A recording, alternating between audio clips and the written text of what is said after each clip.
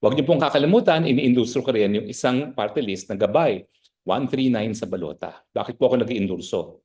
No, ako po ay membro ng 17th Congress. Ako po ang pangunahing autor ng Universal Healthcare.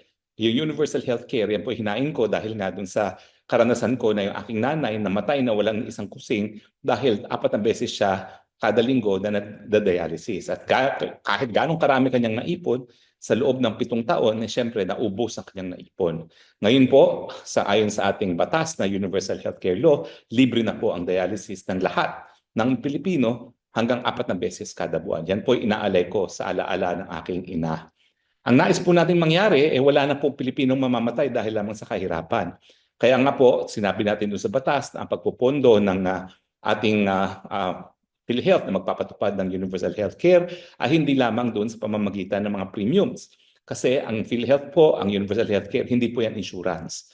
Alam natin na hindi sapat ang benepisyo na maibibigay kapag ang aasahan ng pondo ay yung premiums. Kaya nga po, tinutustusan ng pera galing sa gobyerno. Saan po nang gagaling? Ang pera na galing sa gobyerno, yung pantao ng budget po ng PhilHealth at saka ng Department of Health, yung kita sa sin taxes, yung pinapataw na buwis sa alcohol at sa sigarilyo, at siyempre po yung kita ng PAGCOR at saka ng PCSO. Nakakalungkot po na imbis na damihan ang benepisyo ng mga miyembro ng PhilHealth dahil meron sapat-sapat na pondo naman, ito'y binabalik pa para pondohan ang mga ayuda na maanumalya ng ating mga congressman at senatong, at ngayon po ay zero budget pa sa ating pangtaon ng budget ng 2025. Sinulong ko rin po yung libreng tanghalian sa mga kulang na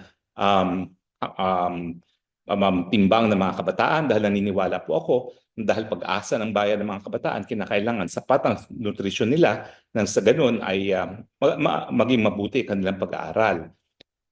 Sa ilalim po ng panibagong kongreso, ang gabay po ay magpapalawig pa ng libreng tanghalian. Ngayon po, limitado lamang ang libreng tanghalian sa mga kulang na timbang. Gagawin po natin libreng tanghalian sa lahat ng mga mag-aaral, pang-publiko at pang-pribadong eskwelahan.